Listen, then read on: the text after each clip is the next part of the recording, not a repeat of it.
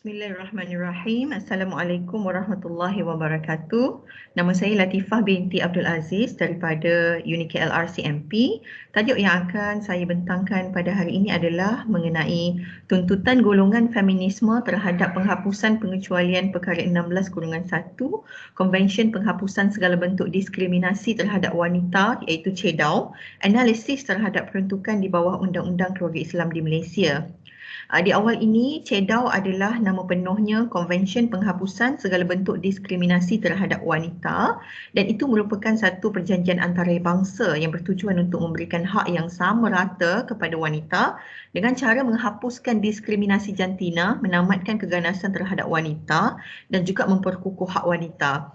Dan CEDAW telah mula berkuat kuasa pada 3 September 1981 dengan sebanyak 189 negara yang telah meratifikasi konvensyen ini setakat hari ini. Untuk kronologi di Malaysia, Malaysia mula meratifikasi konvensyen CEDAW pada Ogos 1995.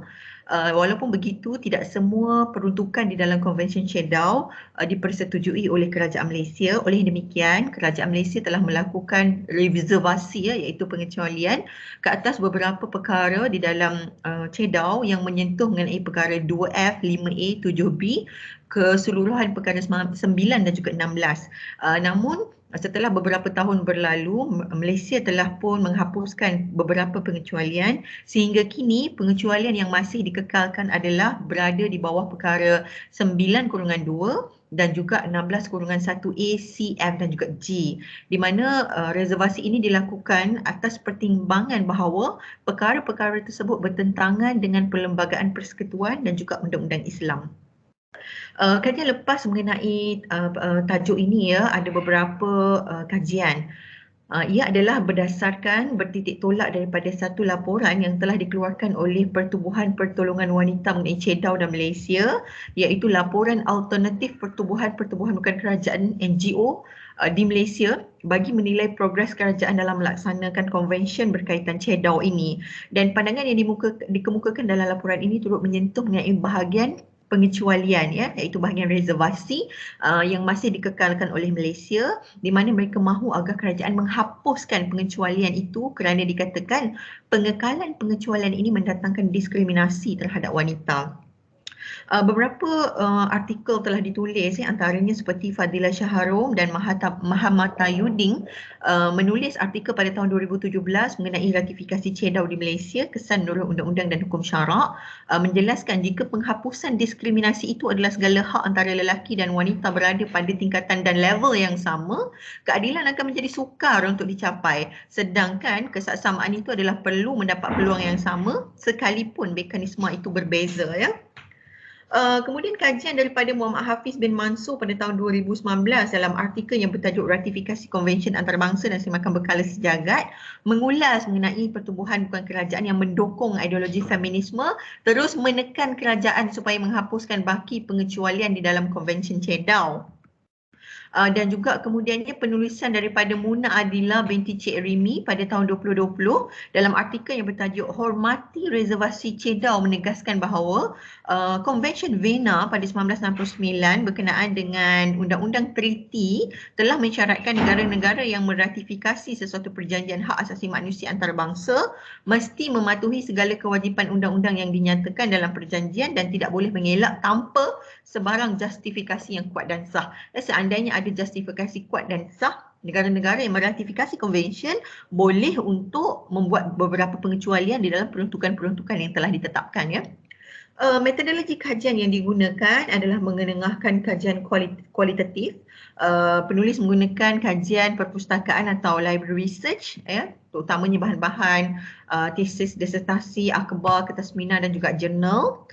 Metod dokumentasi digunakan dengan melakukan pembacaan terhadap dokumen-dokumen yang mempunyai hubungan kait berkaitan dengan Al-Quran, dalil, pendalilan Al-Quran, hadis, buku ilmiah dan tentunya statut undang-undang menjadi satu rujukan yang paling utamalah dalam kajian ini Selain daripada itu, metod temu bual juga digunakan bagi menjawab isu-isu pentadbiran yang dibangkitkan di dalam laporan NGO yang dirujuk ya.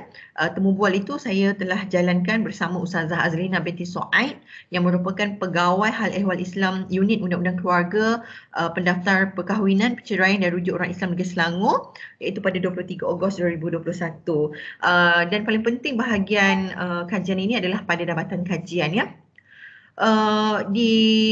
Dimulakan dengan usul daripada badan bukan kerajaan berkaitan dengan reservasi yang dikekalkan oleh kerajaan Malaysia, iaitu pada perkara 9 dan juga perkara 16 ya. Jadi kumpulan NGO yang terdiri daripada Sisters in Islam, Gabungan Kumpulan Wanita Tindakan Bagi Kesamarataan Gender dan juga Pertubuhan Pertolongan Wanita ya telah mengeluarkan cadangan mengenai laporan alternatif yang direportkan di dalam laporan alternatif tersebut. Dan cadangan yang dibincangkan adalah berkaitan dengan perkara 16-1.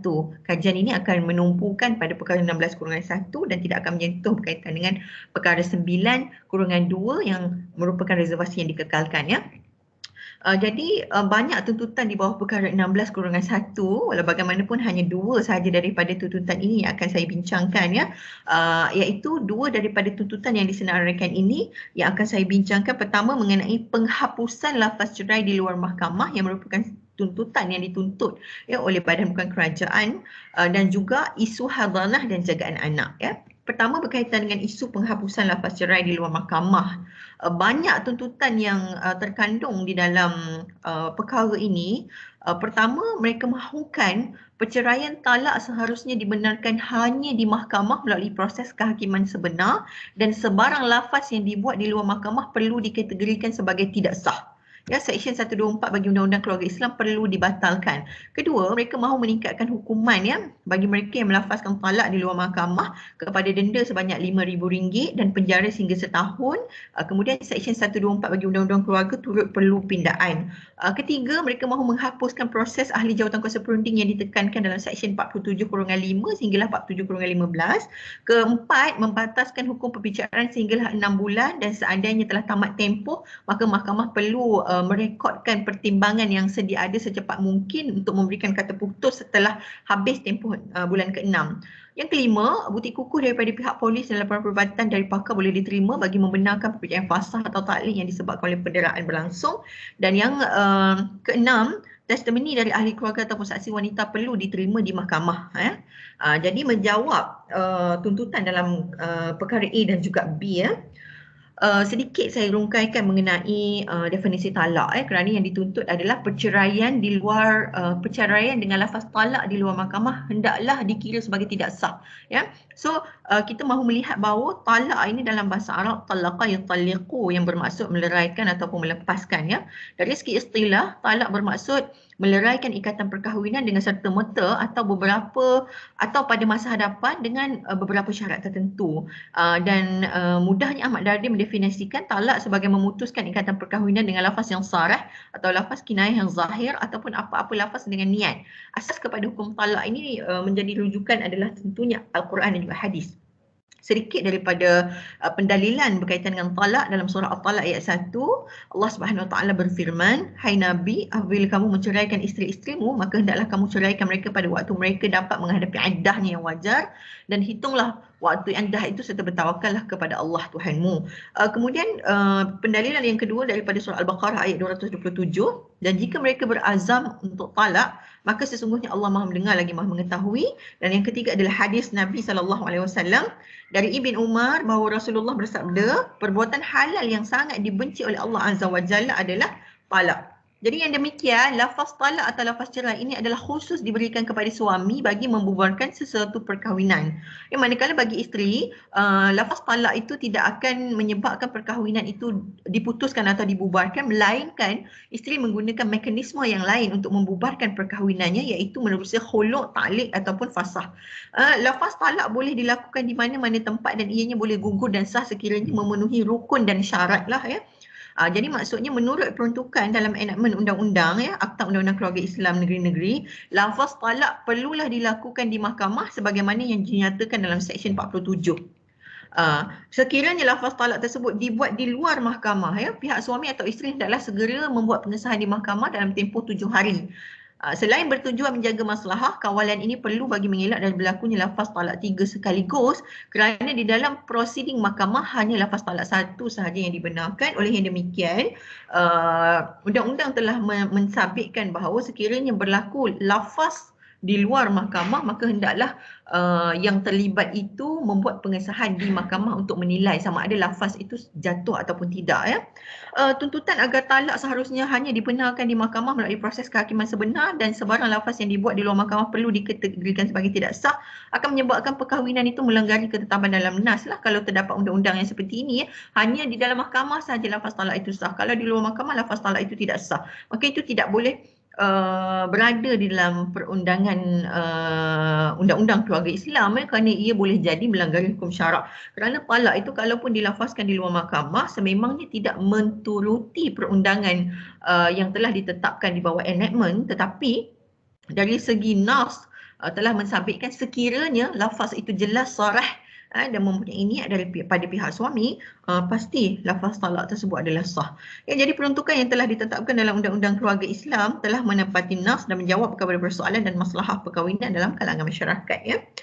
Adapun berkaitan dengan tuntutan yang seterusnya, ya, keempat sampai keenam, ya, menaikkan denda 1,000 kepada 5,000, hukuman penjara daripada 6 bulan kepada setahun. Ini adalah satu kewajaran, ya, kerana tuntutan yang dikemukakan ini berada di bawah ruang lingkup mahkamah syariah yang diberikan bidang kuasanya oleh Mahkamah Persekutuan, Perlembagaan Persekutuan, ya.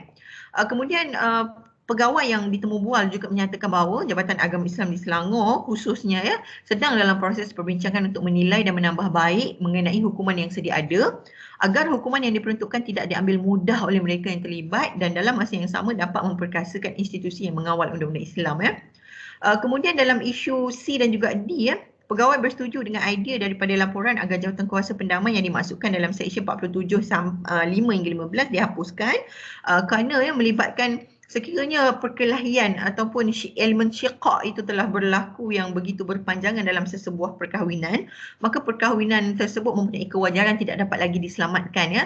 Walau bagaimanapun sekiranya nak menghapuskan tuntutan seksyen tersebut, ya, pegawai mencadangkan bahawa perjawatan kaunselor di Jabatan Agama dapat diwujudkan, ya, supaya tidak mengambil mudah dalam sesebuah perkahwinan. Seandainya boleh diselamatkan, wajar untuk diselamatkan. Seandainya tidak wajar diselamatkan, maka wajar sahaja untuk berlaku perceraian, ya. Kemudian tuntutan mengenai Seksyen E, ya, tidak bersalahan dengan prosedur yang berlangsung di mahkamah, ya, berkaitan dengan penganiayaan, ya, darar dan sebagainya, boleh sahaja mahkamah menerima report daripada perubatan hospital dan juga laporan polis, ya, sebagai satu pembuktian. Kemudian bagi F, ya, tuntutan mengenai kesaksian wanita di mahkamah syariah, ya, maka saya telah merujuk statut dan juga akta undang-undang berkaitan dengan Undang-Undang Akta Keterangan Mahkamah Syariah. Seksyen 2 Akta Keterangan tersebut memperuntukkan akta ini terpakai bagi segala prosiding kehakiman dalam Mahkamah Syariah, yang memperuntukkan keterangan seseorang perempuan adalah mencukupi untuk membuktikan apa-apa fakta yang biasanya dilihat oleh atau dalam pengetahuan seseorang perempuan. Misalan, keterangan seorang perempuan yang menyusu seorang bayi atau keterangan seorang bidan dalam perkara haid, kelahiran dan penyusuan. Makna katanya, kesaksian wanita dalam perkara yang memang arif padanya, maka diterima di mahkamah syariah. Berdasarkan kepada akta yang lain, Seksyen 219 Akta Prosedur Jenayah Syariah, mana-mana mahkamah boleh pada mana-mana peringkat apa-apa perbicaraan atau prosiding lain di bawah akta ini memanggil mana-mana orang sebagai saksi, ya. Dan saksi yang ditakrifkan dalam seksyen ini dia tidak merujuk pada gender, pada jantina, baik lelaki atau perempuan. Maka dikatakan bahawa saksi ialah tidak termasuk plaintiff, defendant dan orang tertuduh. Jadi jelas bahawa wanita adalah diterima sebagai saksi dan dengan itu mewajarkan mereka dipanggil ke mahkamah untuk memberi keterangan ataupun kesaksiannya dalam semua kes, iaitu nikah, perceraian. Adapun pandangan mengatakan dalam kes qisas dan hudud juga wajar untuk dipanggil lah, ya. Yang kedua, isu yang akan saya rungkai adalah berkaitan dengan tuntutan dalam bab hadanah, ya, jagaan anak. Tuntutan yang terkandung dalam laporan NGO tersebut menyatakan 3 perkara. Pertama, kaum wanita seharusnya diberikan hak untuk menjadi penjaga anak-anak mereka sebagaimana kaum lelaki. Kata mereka Seksyen 88 Akta Undang-Undang Keluarga Islam perlu dipinda. Kedua, kata mereka buat masa kini kaum wanita seharusnya diberikan hak yang sama berkenaan dengan hak penjagaan kanak-kanak dalam urusan berkaitan pentadbiran. Setiap pegawai terbabit perlu dilatih dan setiap kandungan yang ada dalam edaran tersebut perlu dilaksanakan. Ketiga, perkahwinan semula seharusnya tidak mempengaruhi hak seorang wanita dalam menjaga anak-anak kecuali dalam kes yang membabitkan perkahwinan yang berpotensi merosakkan masa depan anak, ya. Seksyen 83A sekali lagi mereka minta untuk pindah, ya. Jadi ulasan terhadap laporan ini adalah boleh dijelaskan bahawa laporan ini tidak membuat kajian yang mendalam terhadap peruntukan mengenai hadanah atau jagaan anak. Ia lebih kepada soal pentadbiran dan mereka merungkai persoalan peruntukan yang ada di dalam seksyen Akta Undang-Undang Keluarga Islam, ya. Laporan hanya menyentuh mengenai Seksyen 88-1 iaitu sungguh pun hak terhadap hadanah atau jagaan anak mungkin terletak hak pada seseorang yang lain. Bapa adalah penjaga hakiki yang pertama dan utama bagi diri dan harta anaknya yang belum dewasa. Dan apabila bapa telah mati, maka hak di sisi undang-undang bagi menjaga anaknya itu adalah turun kepada salah seorang yang berikut mengikut susunan keutamaan, ya. Sedangkan Seksyen 81-1 memperuntukkan tertakluk kepada Seksyen 82, ya. Seksyen 88 ini dia tidak bertindak sendiri. Dia mestilah tertakluk kepada Seksyen 82 yang mana dalam Seksyen 82 itu telah menjelaskan ibu adalah orang yang paling berhak dari segala orang bagi menjaga anak kecilnya. Dalam masa yang sama ibu itu masih dalam perkahwinan dan juga selepas perkahwinan itu dibubarkan, ya. Itu tidak menafikan hak seorang ibu. Bagaimana mereka mengatakan bahawa ibu tidak mempunyai hak yang sama seperti bapa, seperti yang mereka tuntut dalam tuntutan yang dilakukan. Dan dalam membicarakan siapakah yang lebih berhak mendapat hak hadanah, para ulama telah bersepakat bahawa ibu adalah orang yang paling berhak untuk mendapatkan hak hadanah anak-anak kecil sebagaimana yang terkandung dalam hadis ini. Seorang perempuan telah diceraikan oleh suaminya dan datang berjumpa Rasulullah dan berkata, "Wahai Rasulullah, rahimku inilah yang mengandungkan anakku dan susukulah yang dihisapnya dan pangkuankulah yang melindunginya. Malangnya ayahnya mahu merampas dari saya." Rasulullah kemudiannya berkata, "Engkau lebih berhak terhadapnya selagi engkau masih belum berkahwin." Prinsip yang sama juga dipakai oleh Abu Bakar ketika membuat keputusan dalam kes Umar dan isterinya, mana hak hadanah diberikan kepada isteri Umar. Abu Bakar telah berkata kepada Umar, "Baunya dan kebaikan isterimu lebih baik untuk anak ini daripada kamu." Dan ini dapat disimpulkan bahawa ibu lebih berhak untuk mendapat hak hadanah anak yang kecil kerana galibnya ibu lebih penyayang, lebih rapat dan lebih memahami selok-belok penjagaan anak-anak kecil, lebih-lebih lagi, ya, kalau anak-anak itu menyusu. Walaupun ibu merupakan orang yang berhak terhadap hadanah, namun sekiranya hak bertembung dengan kepentingan dan kebajikan anak, maka kebajikan anak itulah yang diutamakan, seperti yang diputuskan dalam satu kes iaitu Wan Abdul Aziz dan lawan Siti Aisyah. Bahkan hak anak-anak lebih besar daripada hak orang yang berhak untuk mendapatkan hadanah dan hak ini tidak akan melucut daripada anak tersebut, ya. Kebajikan, kepentingan kebajikan adalah merupakan satu yang menjadi keutamaan apa yang akan diputuskan oleh mahkamah, ya. Begitu juga dengan tuntutan Seksyen 83-A adalah jelas tidak melihat keseluruhan makna seksyen tersebut yang mereka minta untuk pindah, ya. Peruntukan tersebut berbunyi hak seseorang wanita terhadap hadanah adalah hilang jika perempuan itu berkahwin dengan seorang yang tidak mempunyai pertalian dengan kanak-kanak itu, yang orang itu dilarang berkahwin dengan kanak-kanak itu jika jagaannya dalam hal sedemikian akan menjejaskan kebajikan kanak-kanak itu, tetapi haknya untuk jagaan akan kembali jika perkahwinan itu dibubarkan, ya. Yang dipertikaikan adalah pada frasa pertama ayat tersebut iaitu hak hadanah ibu akan hilang jika perempuan itu berkahwin dengan seseorang yang tidak mempunyai pertalian dengan kanak-kanak itu, iaitu orang yang dilarang berkahwin dengan kanak-kanak.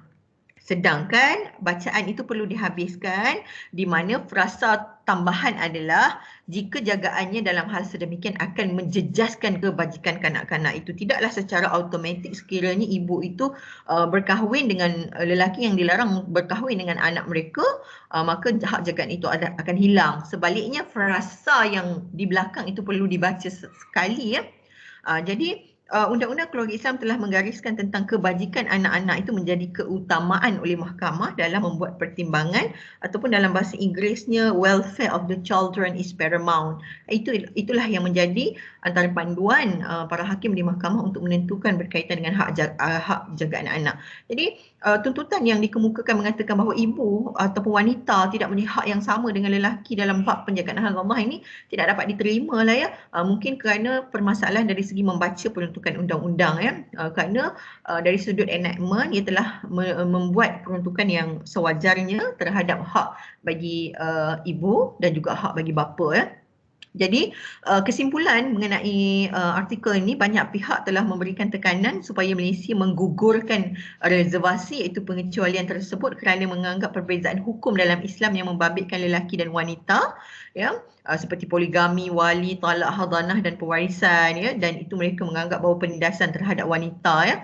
Hakikatnya pengecualian ini merupakan pilihan yang sah diberikan kepada setiap negara anggota selagi mana ada justifikasi yang kukuh dan kuat ya. Jadi pengecualian yang tidak bertentangan dengan objektif dan tujuan konvensyen wajar dihormati oleh semua pihak. Sekian dahulu daripada saya. Untuk itu terima kasih. Assalamualaikum warahmatullahi wabarakatuh.